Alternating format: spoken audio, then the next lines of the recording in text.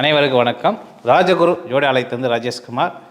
சிம்ம லக்னம்காரர்களுக்கு இலுப்பையடி கருப்பசாமி அருள் உங்களுக்கு பரிபூர்ணமாக கிடைக்க வேண்டுமா?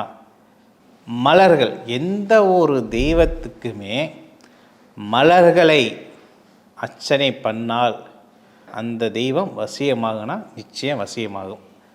அப்போது மலர்கள் மூலமாக அர்ச்சனை பண்ண நம்மளுடைய எண்ணங்களும் மலர் போன்ற மாற்றத்தை ஏற்படுத்தி கொடுக்கும்னா நிச்சயம் கொடுக்கும். அது மட்டும் இல்லாமல் இந்த சிம்ம லக்னக்காரங்கள் எந்த கிழமையில் இலுப்பையடி கருப்பரை வழிபட வேண்டும் அப்படின்னு கேட்டிங்கன்னா, ஞாயிற்றுக்கிழமை அன்று இலுப்பையடி கருப்பருக்கு அர்ச்சனை மலர்கள் சிவப்பு செம்பருத்தி, வெள்ளை செம்பருத்தி மலர்களால் அர்ச்சனை பண்ண வேண்டும். இந்த சிம்ம லக்னக்காரங்களுக்கு காதல் வசியமாக வேண்டும் அப்படின்னா, இந்த காதல் வசியத்துக்கே சில மலர்கள் இருக்குது. அந்த காதல் வசியத்துக்கு என்ன மலரை கொண்டு அது இலுப்பையடி கருப்பசாமிகிட்ட கோரிக்கையை வச்ச போகும்போது அவர் நல்ல வாழ்க்கை துணை அமைச்சு கொடுக்கறதுக்கு அவர் என்ன மலர்கள் தேவைப்படுகிறது அப்படின்னு கேட்டிங்கன்னா, பல வர்ணம் சம்மந்தப்பட்ட மலர்கள், பல வகையான வர்ணத்தோடு இருக்கக்கூடிய மலர்கள், சிவப்பு, வெள்ளை, அதுக்கப்புறம் பார்த்திங்கன்னா ரோஸு, பன்னீர் ரோஸு மலர்கள், பல வகையான மலர்கள் பார்த்திங்கன்னா அந்த மலர்கள்லாம் மாலையாக கட்டி அவர் கழுத்தில் போட்டு அந்த மணி மாலை சொல்லுவாங்களே அந்தமாரி அந்த மாலையை போட்டு எந்த நெய்வேத்தியம் வைத்து வழிபட்டால் உங்களுக்கு எப்படிப்பட்ட பிரச்சனைலாம் சால்வ் ஆகும் அப்படின்னு கேட்டிங்கன்னா, கருப்பசாமிக்கு நெய்வேத்தியம் இந்த சிம்ம லக்னக்காரங்கள் எந்த வகையான நெய்வேத்தியத்தை வச்சு வழிபடலாம் அப்படின்னு பார்த்தீங்கன்னா, அப்போது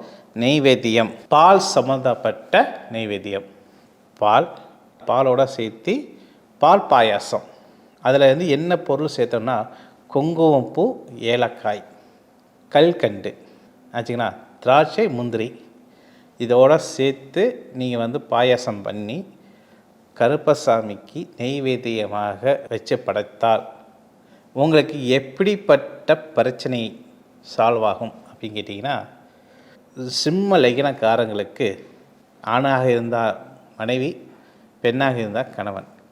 அப்போ இந்த 7ஆம் பாவம் ஒரு பார்த்தீங்கன்னா 2 பேர்த்துக்கு எப்படி இருக்கும், ஏகாந்த பொருத்தமாக தான் இருக்கும்.